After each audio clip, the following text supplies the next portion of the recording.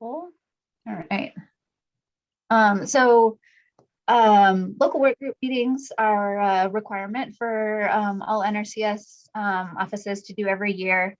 Basically, it's a way to make sure that we're connecting with our local partners, producers, to gather information on what the resource concerns are for the county or the service area, and make sure that we're designing our programs to address those. So I like these meetings to also be pretty interactive and give a chance for partners to provide updates, and we can kind of work on collaboration. We're all kind of moving forward together.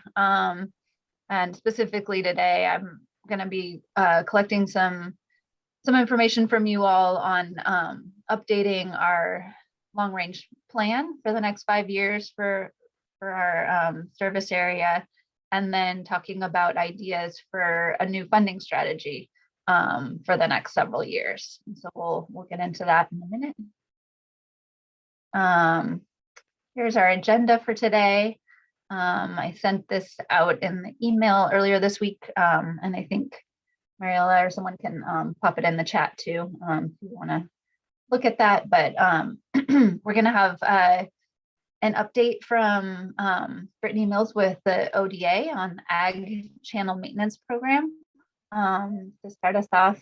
Then I'll give an update on USDA Farm Bill programs and the work that we've been doing over the last couple of years.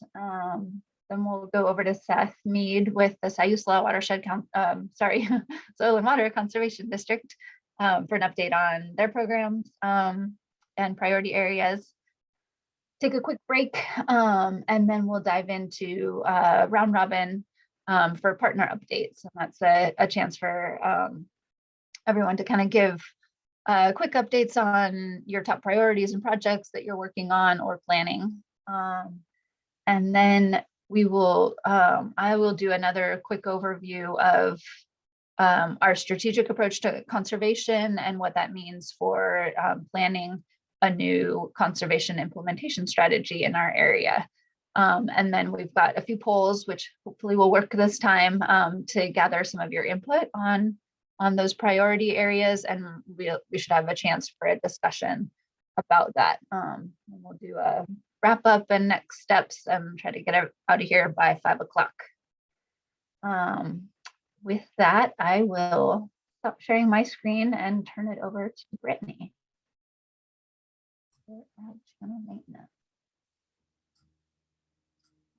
Okay. Great. All right. Excuse me. Okay. I will be giving a brief overview of ODA's Agricultural Drainage Channel Maintenance Program. And if you have questions of any of this, you're welcome to just unmute yourself and ask, or you can put it in the chat box. And I will be here for most of the rest of the meeting. So if you have questions, you can always get a hold of me then.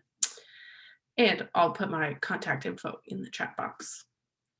But we'll just go over some background of the program. Many ag sectors rely on draining excess water from farm fields, and the drainage often contains sediment that enters ditches and streams.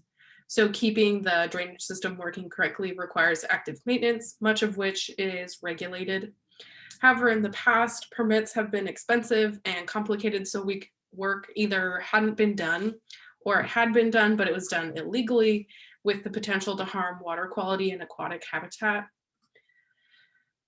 To combat that problem, in 2019, the Oregon legislature passed a bill to modify the existing process and make it more user-friendly. This requires that the Oregon Department of Agriculture, Department of State Lands, and Oregon Department of Fish and Wildlife work closely together in this newly created Agricultural Drainage Channel Maintenance Program. The purpose of the program is to make it simpler for landowners and water districts to maintain their channels while still protecting ecological functions. The legislation also encourages ODA to work with soil and water conservation districts to help landowners. There are certain qualifications a channel needs to meet in order to qualify for the Ag Drainage Channel Maintenance Program, or ADCM is the short name we often use. To qualify, a channel needs to have been cleaned out over the past decades to provide ag drainage and needs to have provided that drainage in the last 5 years. The channel cannot be designated as essential samonid habitat by the state. There are maps online to show which streams or channels are ESH designated. And if you have questions about that, I can help you figure out whether or not your channel is ESH designated. And then your channel must be dry at the time of work. There are some exemptions to channels or maintenance activities which don't need a permit at all. These two are some of our most common examples. So irrigation ditches or exempt maintenance, which is just minimal upkeep to maintain use if the spoils are placed on uplands. And with that, you'd be exempt from a Department of State lands permit, and you can remove up to 50 cubic yards per project with that exempt maintenance. Basically, with this program, the legislation allows landowners to get a notice from the Oregon Department of Ag instead of a DSL permit for those qualifying channels. So what we just talked about, it is a free and fast process. So we have 45 days from the day that you submit your notice to either validate or approve or deny your application. The landowner does have some requirements they have to meet related to the work being done that helps protect ecological functions, but there are incentives to landowners who are doing the work. And that includes the temporary storage of spoils along the channel. And it increases the sediment removal limits. So with an ODA notice, if you qualify, you can remove up to 3,000 cubic yards per linear mile of channel. You can't widen or deepen the channel, but it's significantly more than previous permits allowed. As I talked about, work has to be done when the channel is dry, and there are specific what are called regional dry maintenance time periods in which work has to be done unless you have applied for and been granted a variance. ODFW oversees those, and they're currently in the process of updating those regions and time periods, so this map will be updated. But for example, if you're, let's say in the Eugene region, you might be down here with these time periods, but if you're over on the coast, you have a significantly different regional dry maintenance time period. If you feel like your channel will be dry outside of these time periods, you are always welcome to submit a variance, and we can work with you to try and get that approved.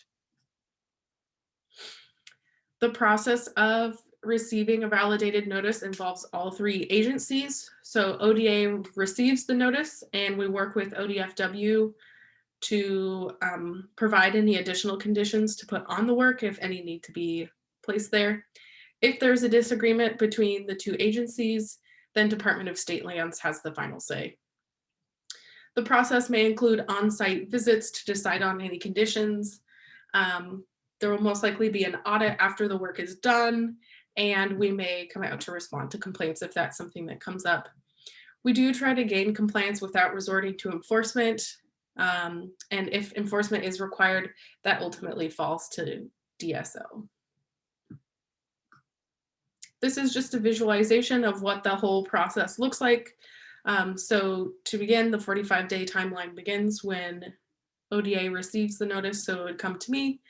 I have 5 days to decide if the notice contains all the necessary information and a description of how the spoils will be placed both temporarily and permanently.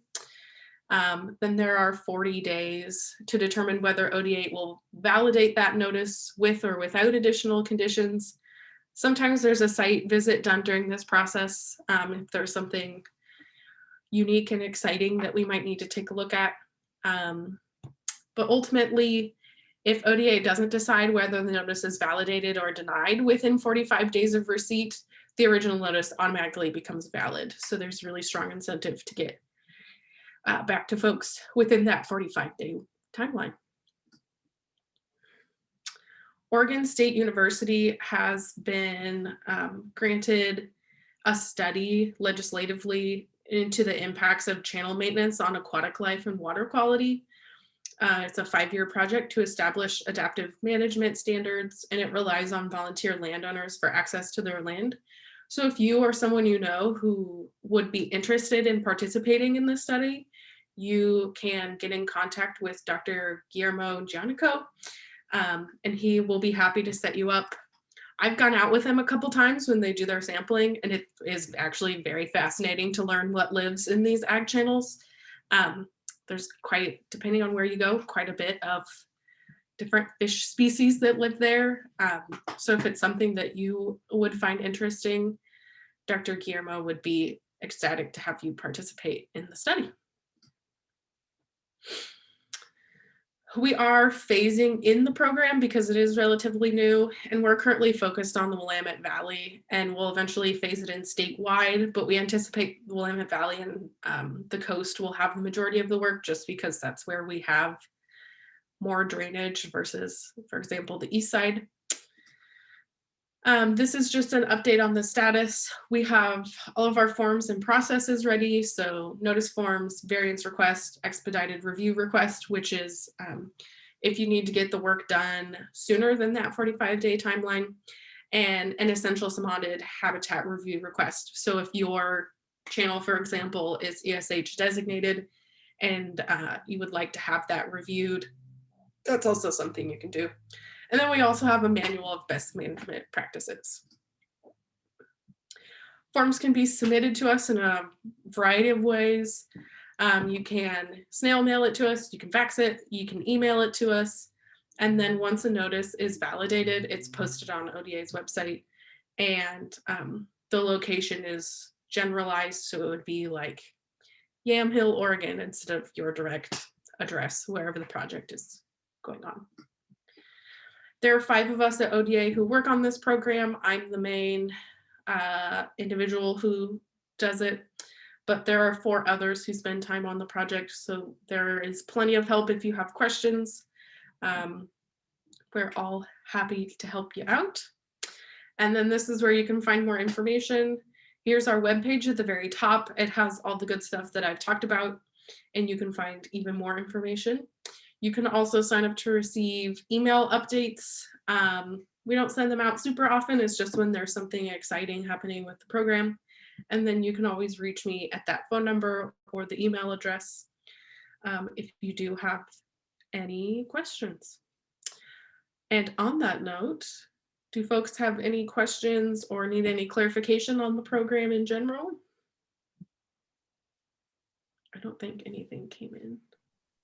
Hey, Brittany, this is Ray Kenny from the Sayushlas WCD.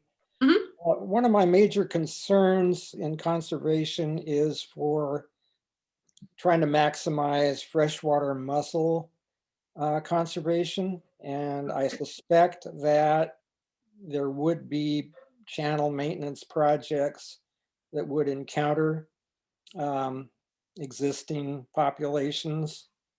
And I wondered what sort of protective measures there may be for checking presence absence prior to work, or once some work is started and you see a lot of mussels coming up in the material that comes out, if there's some provision for then translocating some of those population into some more protected area or not. That's a great question. I haven't run across that yet, but I'll touch base with the other folks that work on this and see what they have to say. I imagine ODFW has some guidelines in place for that, but off the top of my head, I'm not sure. So thank you for bringing that up. I will write it down so I don't forget. The Xerxes Society also has some programs and criteria that are helpful. Okay. Okay. There was a comment in the chat, the same for larval lamprey. Yes, I'll second that. Okay. Perfect. I appreciate it. Those are good thoughts. Anything else? Alrighty, I will stop sharing my screen. And again, I'll be here if folks have questions. But I appreciate you guys listening and I appreciate the time. Great. Thank you so much, Brittany. All right. Hey, Annie. Yeah. Hey, Paul Burns here. I just thought of something, and maybe I missed it, but who does the enforcement, or what kind of enforcement goes along with this, or checking on this? Yeah, so technically enforcement falls to the Department of State Lands. If, let's say, you did work, we would probably come, ODA would probably come do an audit of the work.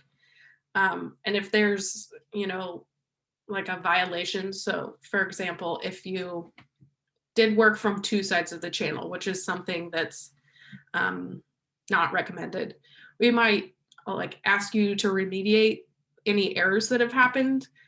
But unless there's a serious violation and you're not willing to work, then it would potentially fall to DSL. That hasn't happened.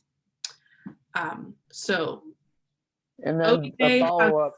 Compliance, but DSL has enforcement, if that makes sense. Okay, and then a follow-up, do you post, or is it made public where those applications have come for doing channel maintenance? Yes, let me pull up our webpage really quick and I will show you what they look like when they are posted, because it's a little bit wonky to explain, but okay. So this is what our webpage looks like. You can see what our validated notices look like. So we had one last year in Yamhill County. So it doesn't have your address or anything, but that's what they look like. So there you go. Pretty easy. So that way, if with this notice, for example, there were some complaints that came in with the public because people were concerned about general agricultural water quality violations. And so we can also provide signage for the landowner or water district, letting folks know from the public that this work has been approved by the Oregon Department of Agriculture. And if they have any questions, they can get in touch with us. And we're happy to take that pressure off of the landowners. Does that help? Yeah, thanks. Okay, perfect. Good questions. All right. Thanks, Brittany. Go ahead and start sharing my screen again. Go. All right. So I'm going to talk about our programs and some of the work we've done over the last several years. I think my talk takes about 15 minutes and we should have 5 or so minutes for questions. But feel free to interrupt as I go along if something comes up. So just a quick little overview of the programs that we have. NRCS provides technical assistance and financial assistance, and that's funded every 4 years through the Farm Bill that's authorized by Congress. One of our main Farm Bill programs is the EQIP, Environmental Quality Incentives Program. And the way we implement that is through conservation implementation strategies. So these are locally directed focused areas for these funding pools. We've got 5 of those right now, and we'll talk about that in a minute. But then there's also under EQIP a couple of statewide initiatives, the High Tunnel and Organic Initiative.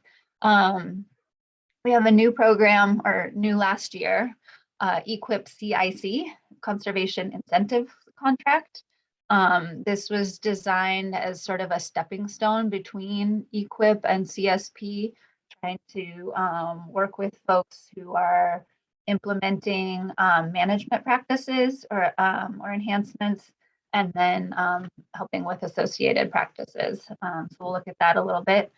The Conservation Stewardship Program is 5-year contracts where folks who have already been implementing conservation on their land can kind of take it to the next level with different enhancements. So it might be wildlife habitat or other things. The CREP, Conservation Reserve Enhancement Program, is not actually an NRCS program. It's run through Farm Service Agency, FSA, in partnership with OWEB here in Oregon. And it provides annual rental payments to take marginal pasture land out of production and restore degraded riparian areas and wetlands. And then last but not least, we have the easement programs. That includes the wetland reserve easements and healthy forest reserve program. And the goals of those programs are to restore, protect, and enhance wetlands and forests through these conservation easements. Oops, getting ahead of myself. There we go. So as I said, there are currently 5 conservation implementation strategies that we've been working with out of the Waldport office. One of those is the Siletz Forest Strategy, and that's up in Lincoln County on the Siletz River. There's the Sayusla Salmon Sanctuary that's in Western Lane and part of Douglas County. Forest Resistance and Resilience, that covers a 4-county area in kind of the foothills of the Coast Range and the Cascades on forest land. And then new one, the Forest Management Planning, is available across Western Oregon. And the Post-Wildfire Recovery Strategy was created in 2020 after the Labor Day fires. And so that's working with folks in those state designated disaster areas. And so that includes the Echo Mountain Fire up in Lincoln County near Otis. All right, so the Sayusla Salmon Sanctuary is our main CIS in West Lane County. This strategy, the current iteration of it, started in 2018. It was written as a 3-year strategy, and then it's been extended for 2 years now. But there were prior strategies in similar geographies. There was one in the coastal lakes and one I think in parts of the Sayusla as well. The priority resource concerns for this strategy are forest structure and composition, water quality, particularly sediment and surface waters, and aquatic habitat. And so far in this 5-year period, we've had 3 contracts worth about $23,000. And that included 95 acres of pre-commercial thinning and 7 acres of release. There was one additional contract that was awarded, but was canceled by the landowner. So it's been pretty underutilized, I would say. And that's probably a combination of a lack of outreach and a lack of kind of applications that screened and ranked high enough for funding. So we'll have some more time later in our meeting to kind of talk about this and see where we want to go moving forward. I don't think that we will just extend this one again, but we could still use this same geography or a part of it and some of these same resource concerns and try to think about how to focus it better or really do some better outreach so that we make sure we're taking advantage of this opportunity. Our forest resistance and resilience strategy, as I said, was in the 4-county area. The parts that are in West Lane are up in the Deadwood Creek, Lake and Schwartz Creek, and Wildcat and Chickahominy Creek areas, watersheds. This strategy started in 2019 and it goes through next year, through 2023. And it's focused on forest structure and composition, wildlife habitat, and wildfire hazard. And really it's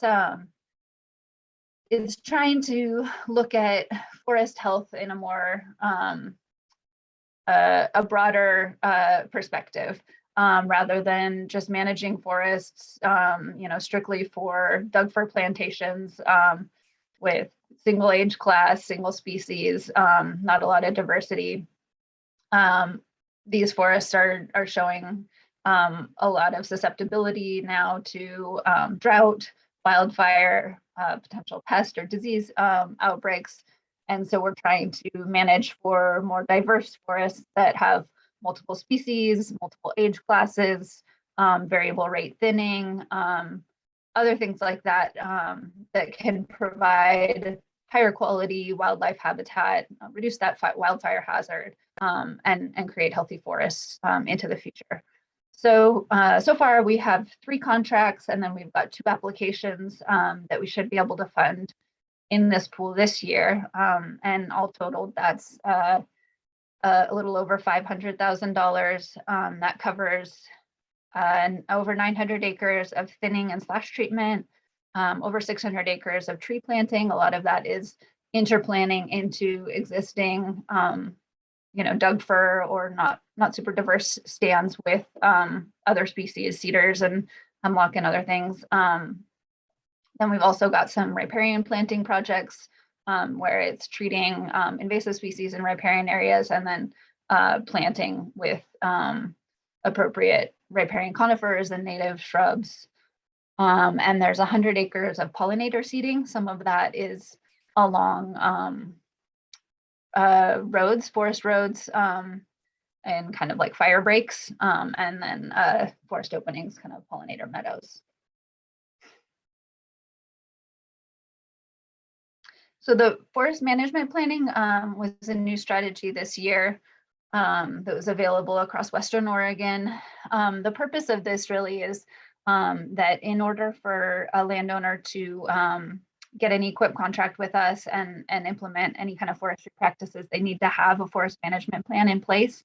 So if they don't already have that, it can kind of delay the process of getting them one of those contracts. So this provides folks with an opportunity to work with a technical service provider, a professional forester, to put together a forest management plan for their property and do some of the inventory and design work to have practices ready to go once implementation funding comes along. This year we had 2 applications that we should be able to fund. One was in Lincoln and one in Lane County, and that covers about 400 acres of forest. The post-wildfire recovery, as I mentioned, was started just after the Labor Day fires in 2020, and I think will be continued for another year. We haven't actually had any applications for this yet, but we might have some interest now from folks up in the Echo Mountain fire. We might do that for next year. The statewide initiatives, as I mentioned, include high tunnel and organic. So in the last 3 years, we've had 7 high tunnel contracts. These were all in Lincoln County, worth about $35,000. And some of those included cover crops and mulching as well. And we had 1 organic contract, and that was for high tunnel and cover crops. So the EQIP CIC, Conservation Incentive Contract, as I mentioned, was a new program last year, and it's changed a little bit in the way it's been delivered last year to this year. But it's focused on climate smart agriculture and forestry and drought mitigation. And last year we were able to fund 2 contracts that were both in Lincoln County, worth about $77,000. One of those was a forest property, 50 acres, doing thinning and slash treatment for wildfire hazard reduction, as well as some riparian planting for habitat and shading for the stream or the river. The other contract was for prescribed grazing. So it was grazing and hayland, and then doing some a water catchment tank off of a barn roof and putting in new troughs of pipeline and some fencing so that they could implement rotational grazing for increased soil health, water use efficiency, and doing some pasture planting there. We didn't actually get any applications in our office this year. The focus was on pasture land for this year, looking at the grazing management and nutrient management and facilitating practices for that. I don't know exactly what it's going to look like next year, but the program will be around and it will have a designated high priority area for our area again. Just remains to be seen exactly what that will look like. The Conservation Stewardship Program is actually one of NRCS's largest programs nationwide, but hasn't been used a whole lot in our basin or in here on the coast. Currently, we just have one active contract in Lane County. These are 5-year contracts that provide annual payments, as well as an incentive or an enhancement payment for additional work. And so this one was doing some brush management for wildlife habitat. This is something that we've got a sign up coming up for this year. Deadline is March 18th. So I'll be sending out some information on that if there's anybody interested, or pass along to other folks that might be interested in this program. Love to do a little bit more with this. Conservation Reserve Enhancement Program, or CREP. As I said, this is a Farm Service Agency program working with OWEB, but there's technical assistance provided by NRCS, as well as ODF, SWCD, and watershed councils. It's available statewide. There are either 10 or 15-year contracts available, and the goal is to restore, maintain, and enhance streamside areas in agricultural lands to benefit fish and wildlife and water quality. We currently have 6 active contracts in Lincoln County covering about 175 acres. And I think there are also 6 active contracts in West Lane. I didn't get a chance to check in with FSA on some of those renewals, but covers about 24 acres as far as I can tell. This is an area that there's been interest in expanding on this. FSA has been a little bit short-staffed recently, so it's hard for them to do a whole lot of outreach, but there's potential for SWCDs to submit a grant application to OWEB for technical assistance funding. That's something that the Lincoln SWCD has been interested in the past, and they could partner with the Siusla SWCD on that if there was interest, to try to help with that, developing those projects and really getting them in the pipeline.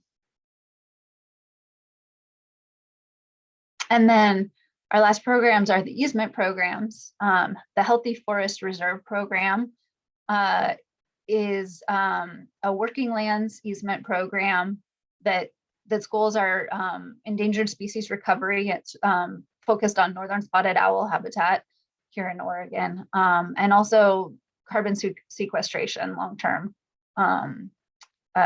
forest management. We currently have 4 contracts here in West Lane County that were all signed, between 2009 and 2012. That covers 687 acres of permanent easements. There has been more interest in this, I know, from landowners in Lane County and Douglas County. We haven't had additional funding for the HFRP easements. The program keeps on being reauthorized in the Farm Bill, but we've only had a little bit of funding for some 10-year restoration contracts, but not the permanent easements. There is the potential to try to get funding for these types of easements through the RCPP, the Regional Conservation Partnership Program, if we had local partners who were interested and willing to kind of take the lead on that. So that's something that we could pursue in the future. The wetland reserve easements are either 30-year easements or permanent easements. on wetlands that are aimed at fish and wildlife habitat, improving water quality, reducing flooding, recharging groundwater, lots of different benefits.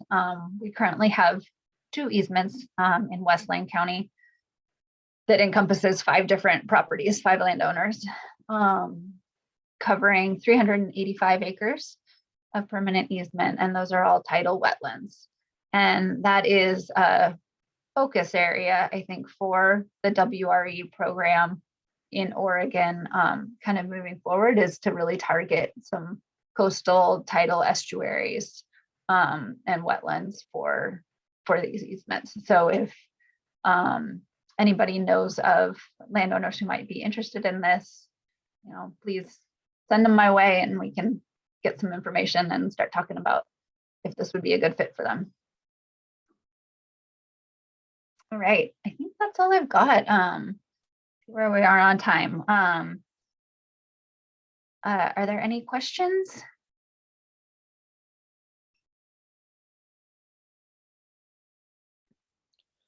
Yeah, Annie, I've got one question, Ray Kinney. Yeah. For carbon sequestration efforts, does the Healthy Forest Reserve Program say anything about advocating for biochar use on agricultural lands? Yeah, there are biochar enhancements. Let's see. So there are biochar enhancements in CSP, the Conservation Stewardship Program. Okay.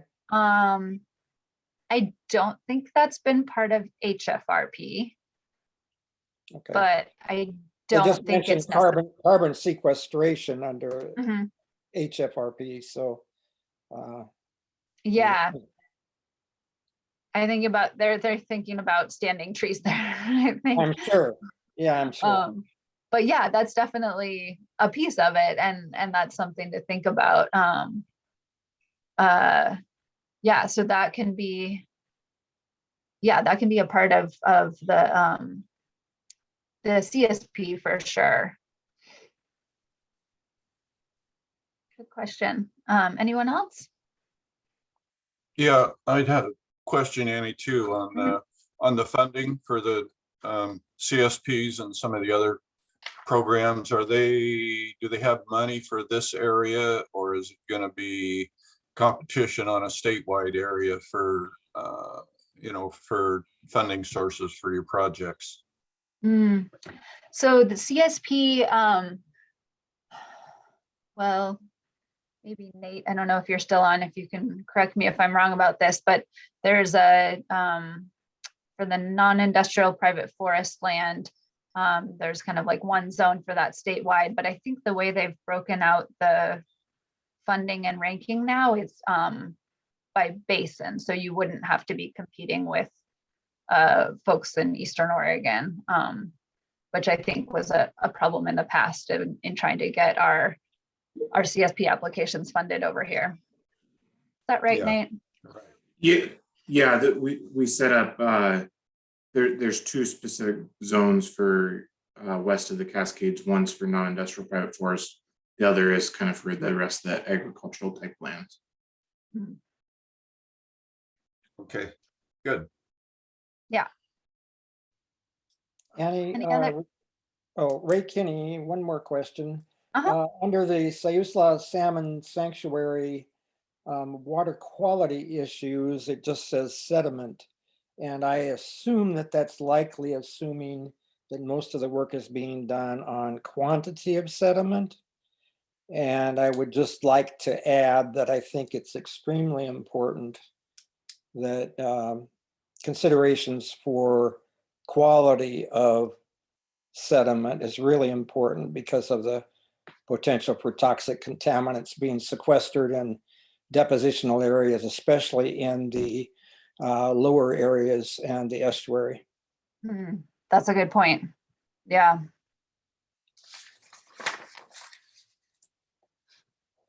All right. Any other questions right now? All right, I'm gonna stop sharing here and we will go over to Seth. for an update on use last WCD. Okay.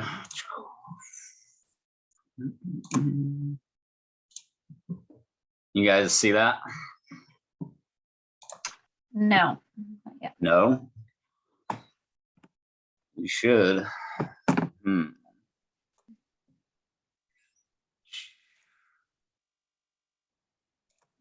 second. You don't see that? It looks like it's loading now. Yep, there it is. Okay. All righty.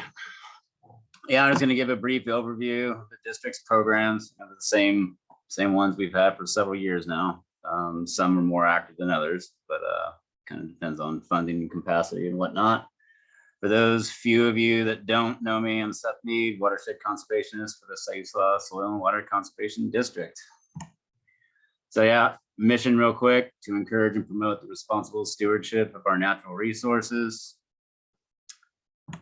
On that, we will proceed towards our ag water quality program. Basically, we're just looking to work with agricultural landowners to develop working landscapes that exhibit self-sustaining, fully functional, high quality habitats that provide cool, clean water. Our watershed restoration program, basically just working with any landowners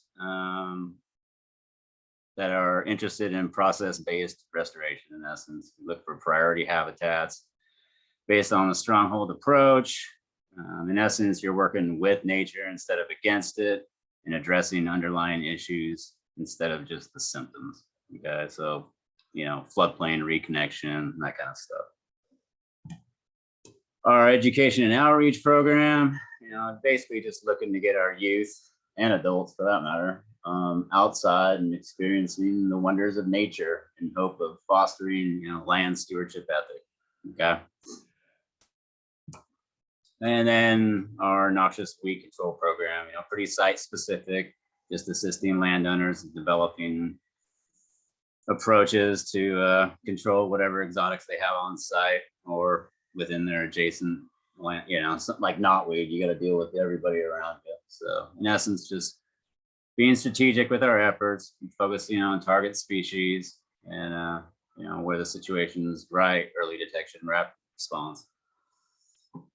So those are our, flagship programs. There's a bit of overlap between them, but we're definitely, I'd say, more active on the ag water quality program and then the watershed restoration. And the other two, we here and there as funding allows, just haven't been as successful chasing money in those other avenues. So, and part of it's capacity. I'm one guy, so I can only do so much. So, and then mine's at least blocked out, but our focus areas where we're spending roughly 65% of our time are the Fiddle and Maple Creek watersheds, both which flow into Silcoos Lake. And so, just working with primarily ag landowners out there in addressing, habitat constraints. And so, that's where we've been spending a majority of our time. And, we've been pretty successful out in the Fiddle Creek, which we've had as our focus area since, I want to say, 2013. So we've been beating those drums for a bit, and it's been effective. Maple Creek just came on board like last biennium, and in essence, we just got done with the baseline conditions, with assessing the baseline conditions, and haven't really made much headway as far as outreach to the landowners and proceeding with project implementation. But it's early yet, so we're hoping to expand upon that in upcoming years. And that's largely it as far as program updates. There's really no updates. They're the same ones we've been firing on for multiple years now. So any questions?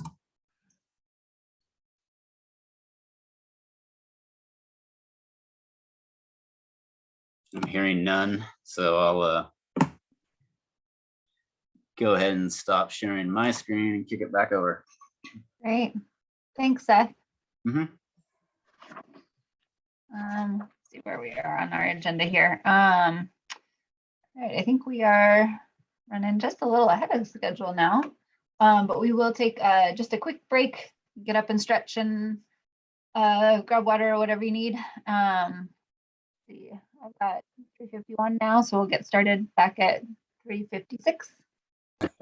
All right, so we are to the point of partner updates. It's harder to do this as a round robin when we're on Zoom than if we're just sitting around the table together. But I don't know, David, Waltz, did you want to give your same update that you talked about with our earlier meeting? Start us off. Yeah, I think it's relevant. I made a bit of an error when I went back and looked at the calculations for that I showed earlier, Lowry, for the size. So I'm going to use the Siletz example again. So hi folks, this is David Waltz. I'm the Mid-Coast Basin Coordinator with DEQ, and I've worked with a lot of the organizations, at least, and actually a lot of the people on this this call are familiar. So good to see you again virtually. And so we're just doing a quick roundtable, and what I wanted to do was actually kind of wrap up something that I had started but ran out of time at the Mid-Coast Agricultural LAC meeting back in November. We ran out of time, and of course we don't have time to go into any detail today either, but there was a key point I was trying to get to, and then ask partners a key question. So let me share my screen here, and that will illustrate what I'm talking about.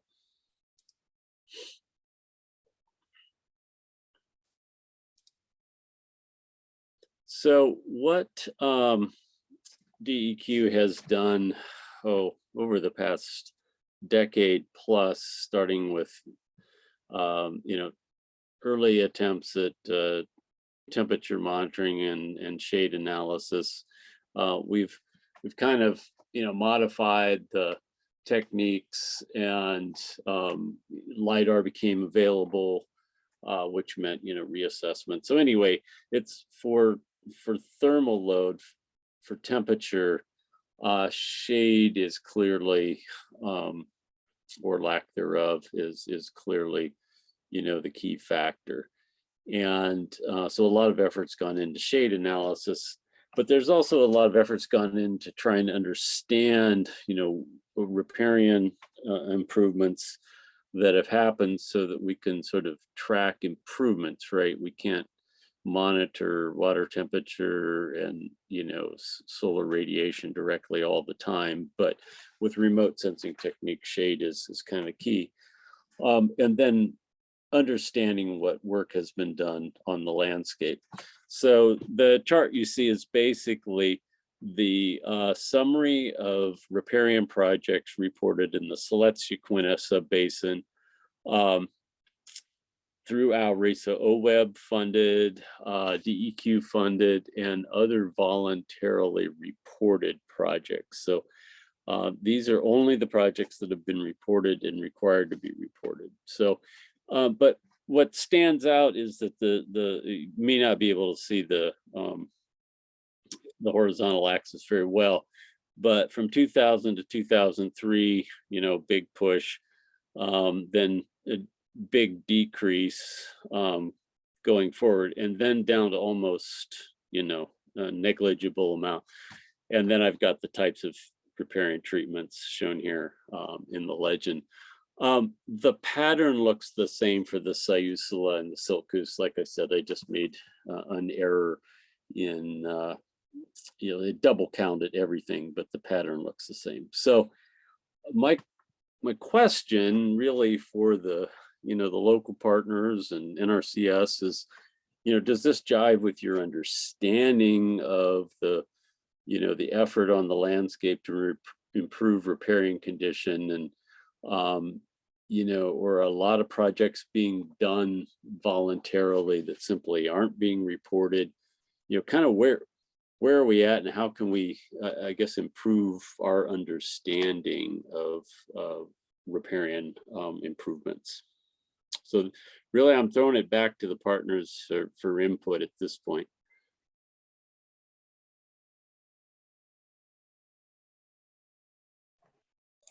Thanks, David. Does anyone have any comments on that? Seth?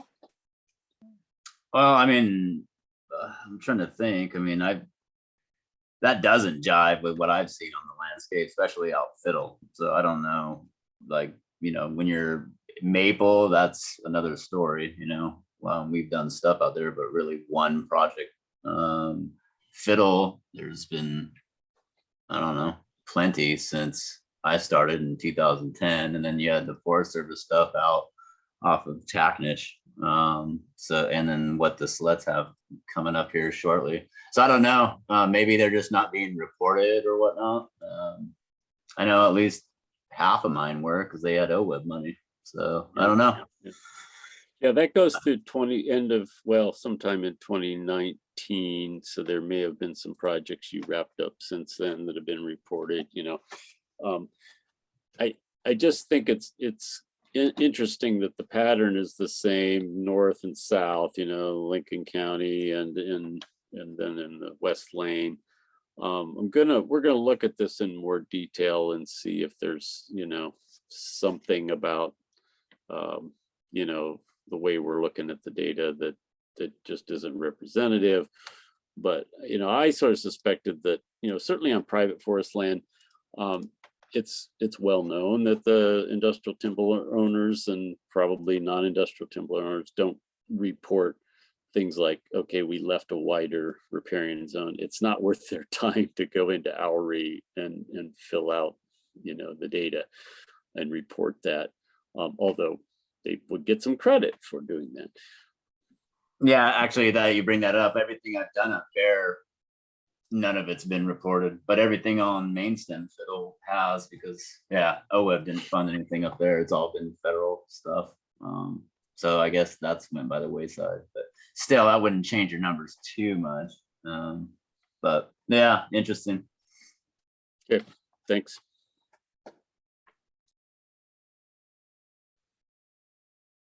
All right, thanks for that. Looks like Paul Burns, you've got an update for us from Forest Service.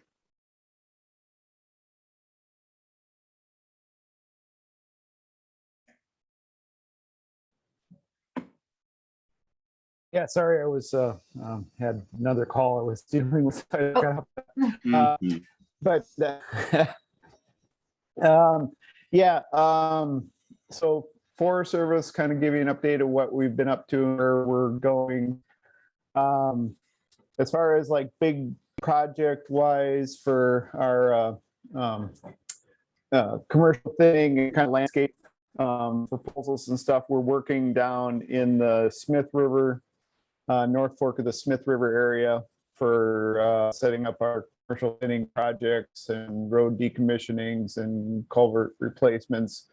We've over the last 5 years, we went to Indian Creek and Deadwood and planned projects and restoration work and that sort of thing there. And so we're working with partners to implement those projects that we cover under our NEPA project. So we've done a fair amount of helicopter wood placement in the last few years, both up the North Fork, Siuslaw, Indian Creek, and then this last year up in upper headwaters of Deadwood Creek. So made some good progress on that. We finished up the 5 Mile Bell project primarily. Most the equipment and the regrading is done there, and we're just finishing up the maintenance on the plantings, working with the Siuslaw Watershed Council. They're coordinating that work there, and their funding is just about out there. So we're kind of scheduled to see what the remainder of the work will be there. We've discussed doing in the lower section of our property on 5 Mile, where we weren't doing a full-on stage 0 or floodplain reconnection project, about installing some BDAs in there to encourage water to be more in touch with the floodplain and support the beavers that are currently working there. So our beaver activity is spread throughout the valley. It's been pretty impressive watching them work. I did a little presentation on beaver dams and what they look like at the various stages of restoration in there. And in the areas where we didn't fill the channel and bring it all to the surface, the beaver dams are like majorly a lot of work to get blown out each year. You know, they're 5 to 6 feet high to try to get back up water. As you get up to where we had no channels and spread the water across the floodplain, the dams are foot tall, and some of them are just sluice edge that's kind of pasted together with a little mud to flood the water back, because the flows are so low, so they can be rebuilt like in an hour from the beavers. So yeah, it just shows the benefits of extending water across the valleys, not being confined to channels in those depositional valleys where we can do that. A future project got coming up. We're doing another floodplain reconnection project at the confluence of Misery Creek and West Fork Deadwood, working with the council and Lane County and Blackview Lane Power Company as well in that area. And it's a smaller project than 5 Mile, but it's a kind of typical of our depositional valley areas where the stream's been pushed to the side of the valley that we have in higher up in the valleys. We've got some potential projects in Upper Deadwood that we identified, some on previous projects that have been done with NRCS, and we'd like to revisit those and potentially do some additional work in there to bring them up to more functional status.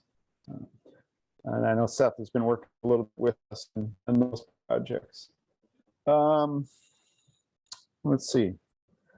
And then I just wanted to mention that last year I assisted a couple who owns private land up in Deary, Idaho. And they're working with the NRCS up there, and they did a stage 0, stage 8 project fully funded through the NRCS up there. And it was pretty amazing project that they did. You know, I think it's possible to do those, and they had to use a little imagination and get some buy-off on ways to work, but I think there's potential to do those sorts of projects here as well. And I think I'll stop with that, and I can answer any questions. Great, thanks, Paul. Hey, Paul, Ray Kinney. I was wondering with the freshwater mussel translocation at 5 Mile Bell, if you have just a few words to say about what it's been like, and have they been migrating back downstream at all? Any impression of that, or? You know, Ray, we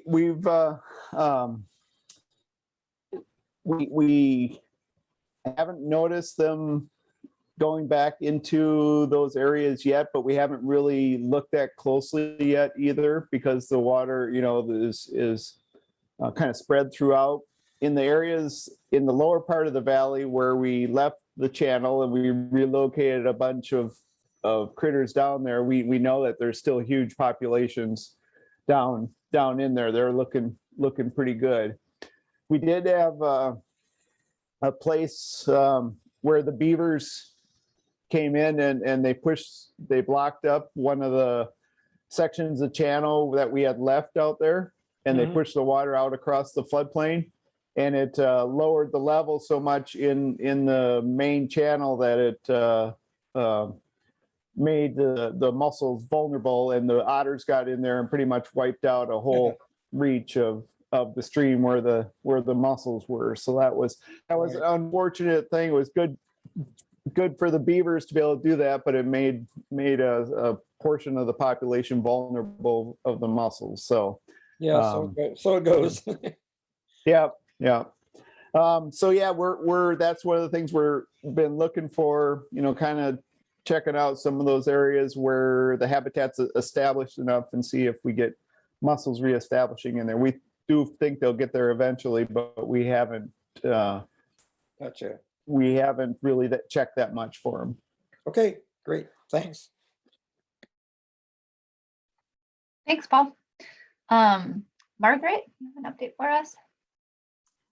Yeah, hi everybody. I'm Margaret Treadwell, and I'm the new-ish coastal program manager for the Mackenzie River Trust, which, as many of you know, is a land trust based in Eugene. And just wanted to sort of increase awareness to all audiences that we are working out on the coast, and our goals are to just help people protect and care for lands and rivers in Western Oregon. And we do that mostly through acquiring land for conservation and working with landowners to place conservation easements on their properties. We also work with partners who are wanting to acquire land, so it doesn't always have to be land that we end up owning. So that's an important distinction as well. So MRT has been serving the Central Coast since 2007, and we do have conservation easements in 10 Mile Creek and properties in the Siuslaw Estuary. And we also have worked with the Confederated Tribes of Siletz Indians in acquiring property on Taconich Lake well before my time, but I hear good things about it.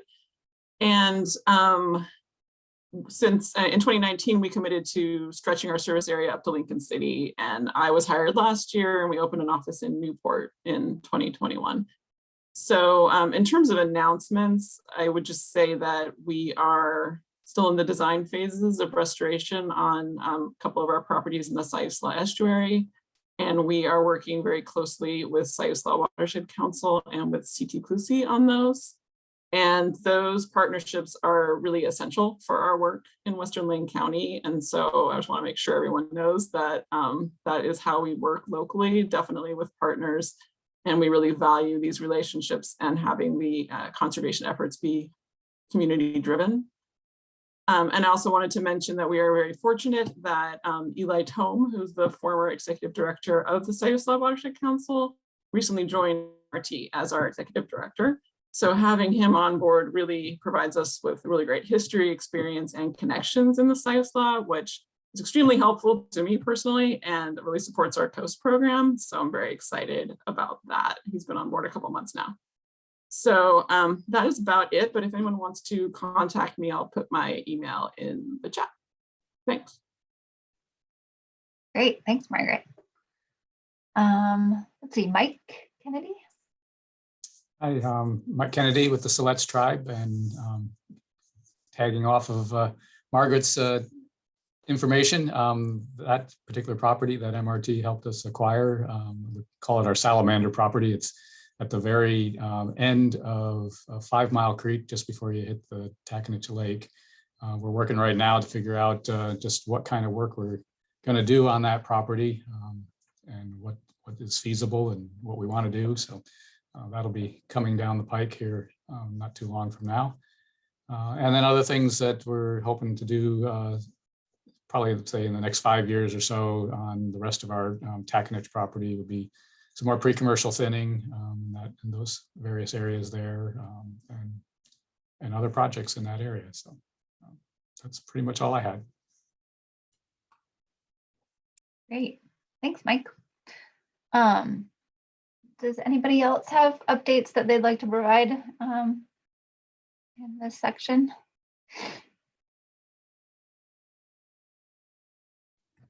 I guess I could update on behalf of the Watershed Council.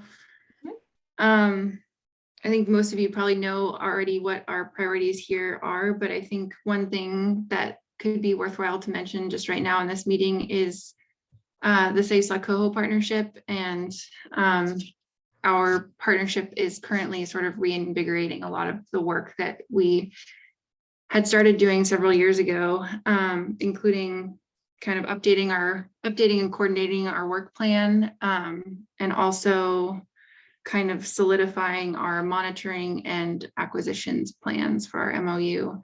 So the Sayuslaco partnership, we work with many of the people here, so already a lot of the people know what we do, but it's a really important part of our work, and I think really inspiring too. So yeah. Great, thanks, Rosemary. Anybody else?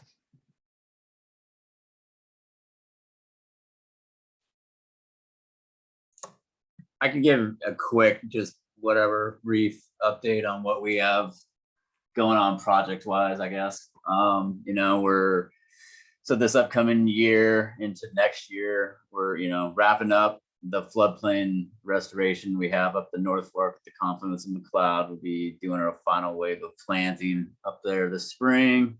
And then it will be largely, you know, fencing, maintenance, and monitoring over the next handful of years. We're watching that develop.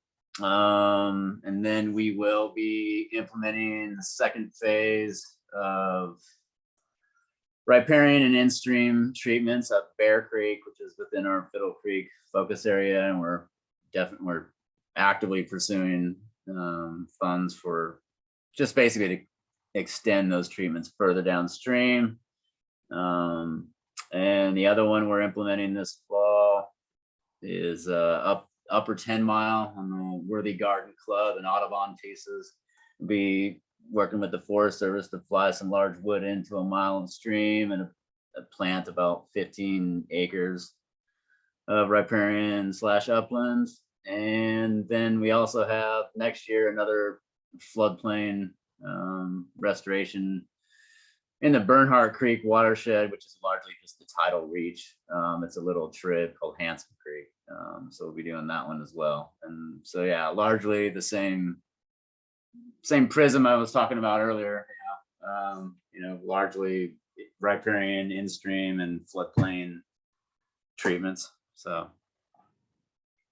yeah, that's basically what my next year looks like. Cool. Thanks for that update. All right, so yeah, go ahead, Ray. This is Ray Kinney. Yeah, I'd like to add to what Seth was saying a bit from the SWCD. And I've taken on as being one of the directors looking at exploring potential organic new agricultural crops for these finger valleys in the Coast Range. And during the last couple of years, maybe I've been a little out of touch about it, but I've been working on it pretty steadily. And I'm just getting very encouraged by having some success with some of the crops that I'm trying to do. So just wanted to let everybody know that that's something that I think is important to do for local food production, and, you know, fits in well with the NRCS programs for high tunnels and agricultural crop production for local food production. Great, thanks for that. Anybody else?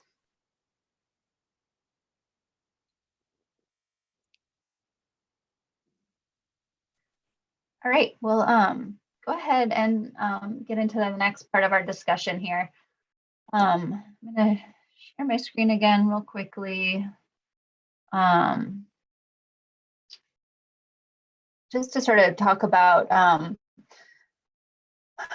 what we're trying to do here with this process. So, you know, as I mentioned before, the way NRCS implements EQIP in Oregon is through it's through a strategic approach to conservation. So rather than just using a complete scattershot approach of, you know, funding one little project here and one project there, we're trying to look at, you know, a target area and, you know, problems, resource concerns that we want to address, and over you know, usually 3 to 5 year period, really try to target outreach and project implementation in that area, so we can actually make some measurable difference, try to have some actual outcomes from it. And a lot of the, work that we're trying to do, as you all are familiar with, is stuff that takes some time to actually see the results from. But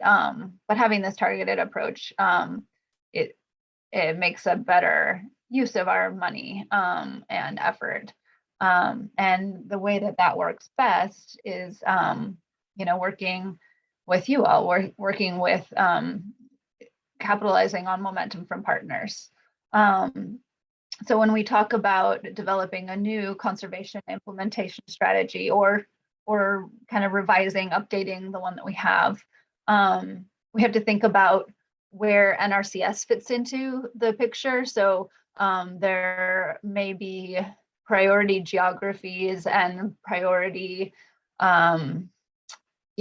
resource concerns that you all are already addressing or have prioritized that where NRCS can't fit in real well. Like if it's all federal land, if you don't have the private lands, either tribal land, non-industrial private forest, or agricultural producers in the area, and folks have to be willing and interested in working with NRCS. We're a federal agency. Some folks are turned off by that. There's definitely a lot of paperwork and bureaucracy to deal with, and that can be a challenge. And our programs are cost share programs, so it's not like an OWEB grant where the whole project is funded. We pay cost share on a preset scale, and the landowner has to supply either the labor or additional funding in order to implement those projects, those practices. So that can be a challenge sometimes. So we're gonna try to launch a couple of polls here to gather some input. The polls were being a little bit tricky for us earlier, but hopefully they'll work now. So thinking in this framework of where can NRCS programs be most impactful, we'd like to have your input on kind of top resource concerns and priority geography. Mariella, oh yeah, there we go. I see a poll. So hopefully that poll popped up on everyone's screen. If not, you can find it down in the bottom under polls. So what are the top resource concerns in Western Lane County that NRCS should address in the next 5 years? And this is a multiple choice, so I'll let you pick your top 5 areas that you think we should be focusing on.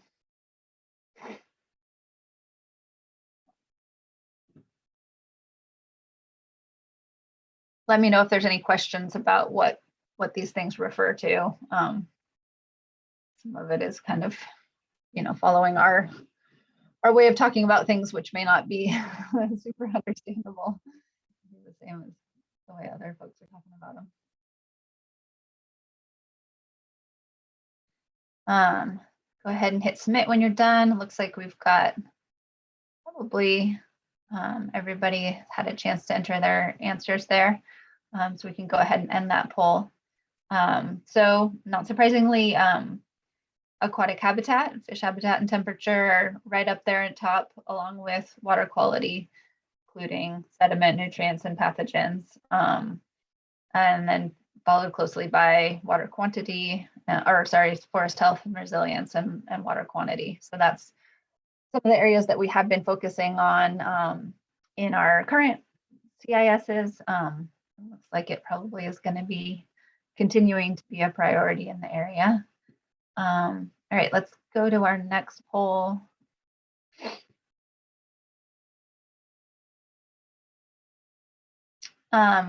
Which land uses do you think NRCS should be focusing its efforts on in this area over the next 5 years? So again, this is a multiple choice, but try to just pick maybe your top 1 or 2.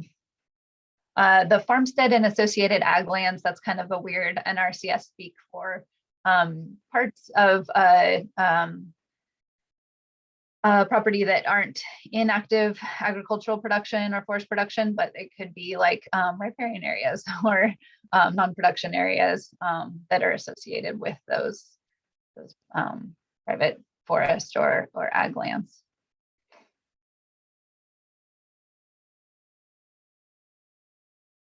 Or, farmsteads can also be where maybe manure storage facilities are, if it's a livestock operation, something like that.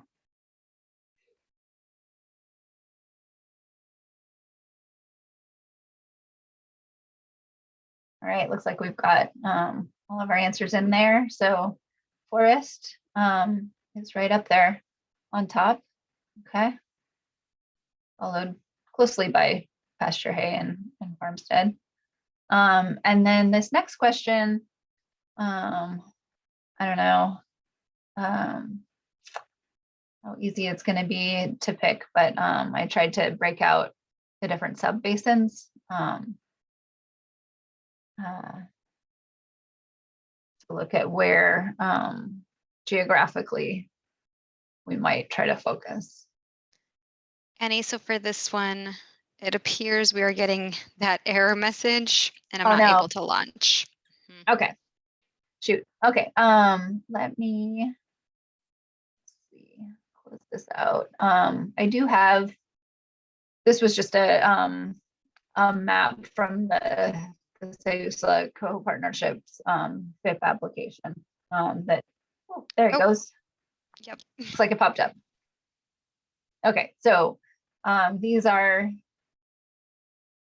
sort of subbasins or conglomerate subbasins. And I'll let you choose your top 1 to 3 priority areas for where NRCS could focus its efforts in the next 3 to 5 years. All right, I think looks like we've got everybody in there. So that one's kind of more spread out. And I think that's been a bit of the challenge that we've had, and why our current CIS basically incorporates most of this area, was that it was hard to narrow it down. I don't know if that's gonna continue to fly for our Oregon NRCS leadership approving these funding strategies. They really are wanting us to get a bit more specific with our focus, either geographically or kind of land use based, whatever. So it's good though to see that all of these areas are important, and it sounds like there's momentum working in a lot of these areas already. All right, so I don't have a real good structure for this, but just kind of want to open it up to folks to talk about if you think kind of what our current strategy could be updated and continue to function, if there's a way that we could do better outreach, if you know of willing landowners, private landowners that would like to work with NRCS in a particular area, or where you see our efforts kind of best place moving forward. Okay, well, I'll start a couple things off, Annie. Great. And so kind of the one I was looking at some I think it was some NACD publications and stuff, and back in the Midwest, I believe NRCS was actually getting more involved in noxious weed control, and it didn't say what it was back there that they were, but I know they've got some issues, but a lot of ag land back there too. But if that's a possibility, I mean, we do have areas of increasing, and it's not decreasing, noxious weeds, anywhere from the knotweed to the ivy to gorse and blackberries are even getting pretty bad anymore. So, I really see that as an issue that maybe that's an area that NRCS could get more involved in, in developing some programs to address noxious weeds, and maybe even, some kind of assistance to develop even, I'm thinking of some kind of a weed control organization. So, if that's a possibility, I think that's maybe a area they could get more involved in. Just the usual stuff, I think wildfire, and things to reduce wildfire possibilities in this area, I think is still should be a high priority. A lot of the usual stuff, I think, there's good participation with the forest resilience programs, and I think that definitely needs to be continued. And I think carbon sequestration is going to be a big one too, whether it's through the Healthy Forest program.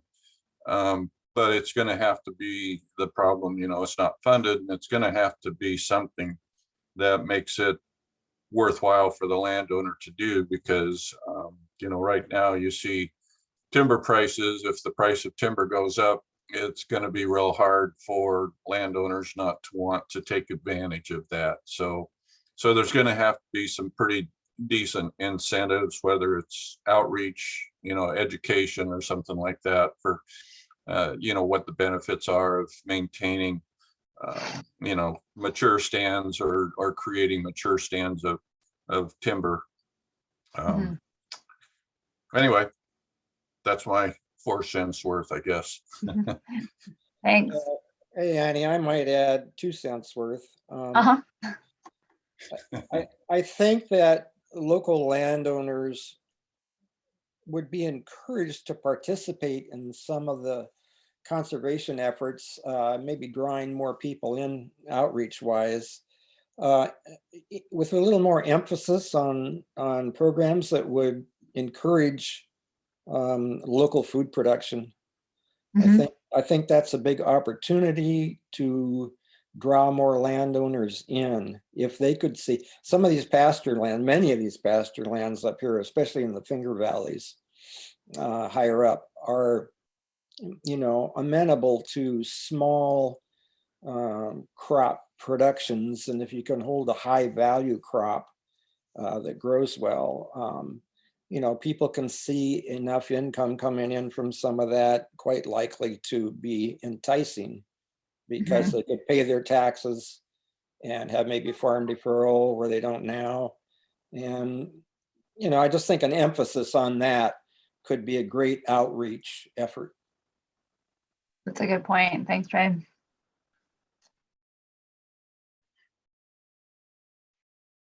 Any other thoughts? Hey, Annie. Oh, Paul Burns. I had a discussion with some of our regional office folks this past week about infrastructure funds that are still coming down. Sometime they'll get to the local ground when we see them, but there's been some discussion about our Coho business plan and that sort of thing as a rating pretty high for this one effort that they're looking to get some funds down. And they said it would be a lot more competitive or stronger if we had folks like from the NRCS and the Soil and Water Conservation Districts more involved in these projects. So, I'd like to see if there's ways we can strengthen our partnership and work cooperatively on some of these restoration opportunities as well. And then just one other comment, it kind of unrelated to this is it's the CREP program and some of the restoration work that's happening, you get them for 15 years. and then it's pretty disheartening to see some landowners, as soon as the money stops coming in, they set it back and you know, cut back into the stuff that they've done for the 15. And, you know, and as far as reestablishing, you know, goals for that actually make a difference for fish and wildlife, or, you know, benefit production or that sort of thing, the 15 years just doesn't do it. You know, there's a lot of effort and time and people's time that go into that, and it helps. It's improved in that time, and then it gets set back, and it's just kind of discouraging sometimes to see that happen.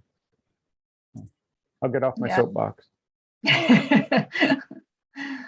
Yeah, that's actually something that we talked about this morning, and in the Mid-Coast Watershed Council's tech team meeting, just the maybe opportunity to go back into prep plantings or other, you know, past projects that different partners have worked on, where maybe you have a pretty thin riparian buffer and you could go back in and add more species to it, or, you know, replant where there were gaps, or if livestock got in and destroyed stuff, whatever.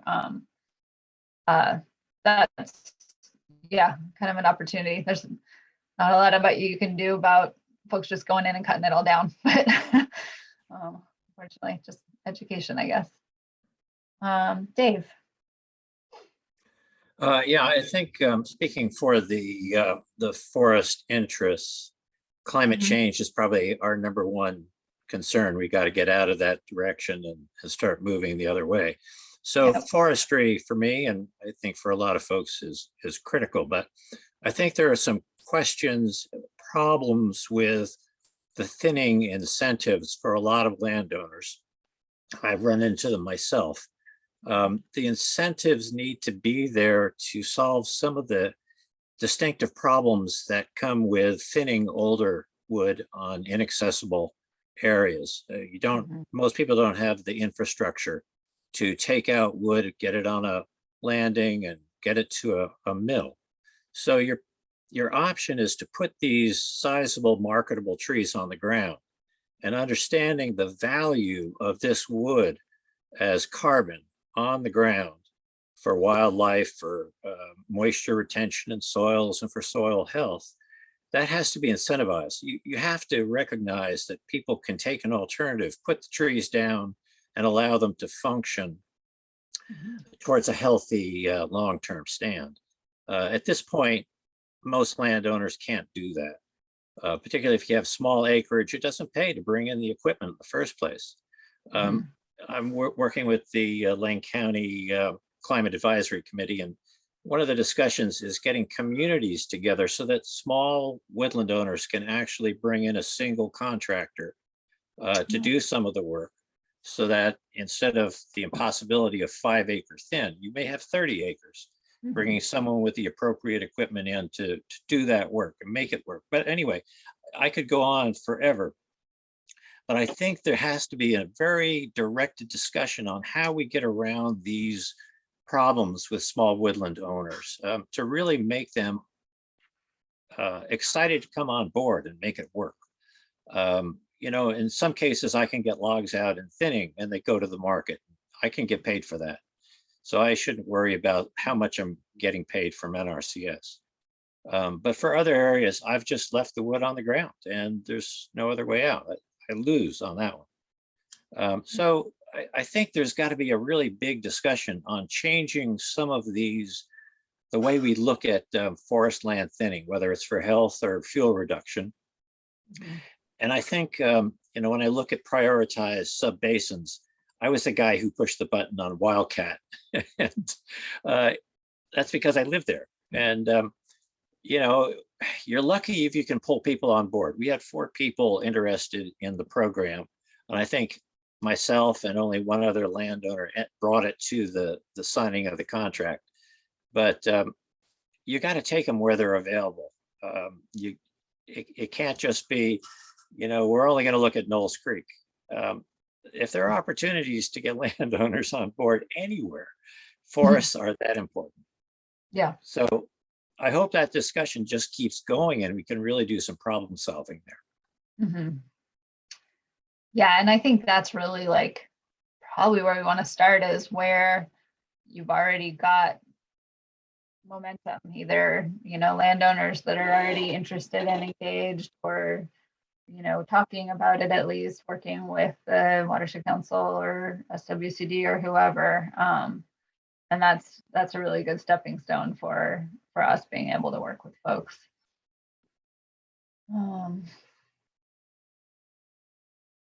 Any other thoughts? Anybody else hasn't had a chance to chime in yet?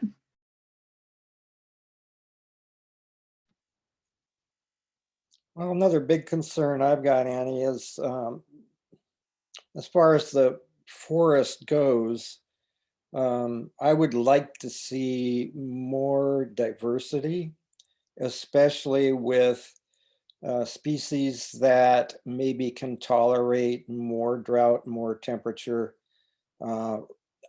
at least being planted in certain units, certain areas where if the climate change does hit the forest pretty hard, that some of those areas could become seed areas to spread out from.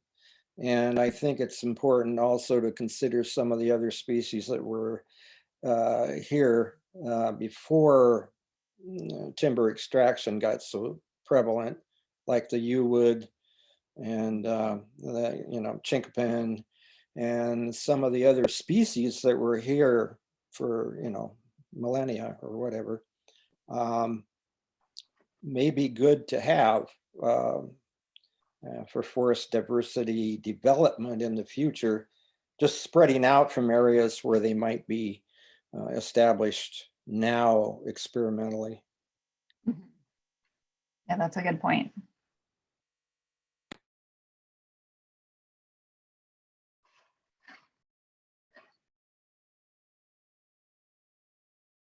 Anybody else?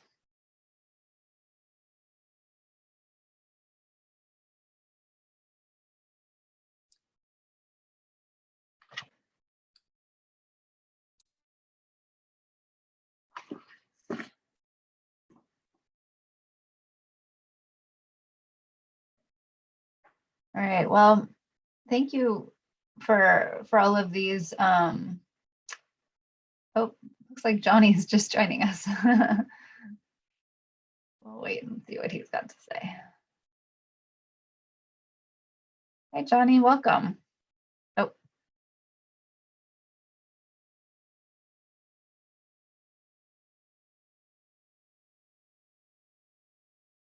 Hi, Johnny, you there?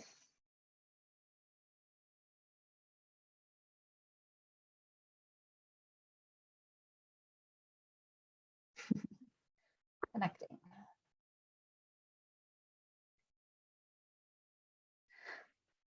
So obviously this is going to be a bit of work, kind of continuing to talk about this and think how we want to kind of proceed.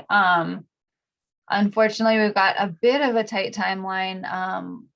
I'm going to need to submit a proposal for our internal review by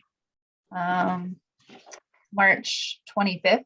So we've got just over a month kind of to put together a new proposal for what we want to see for a conservation implementation strategy for West Lane. If any of you are interested in working with me on that, please let me know now or shoot me an email or whatever. And I'll continue to reach out, through the Coho partnership and other ways to try to continue to gather feedback and see how we can make this into a cohesive plan and kind of move forward. Johnny, you just joined us. Do you have anything that you would like to add? We're just sort of talking about what we would like to see as a focus area for the EQIP funding moving forward in West Lane for the next few years.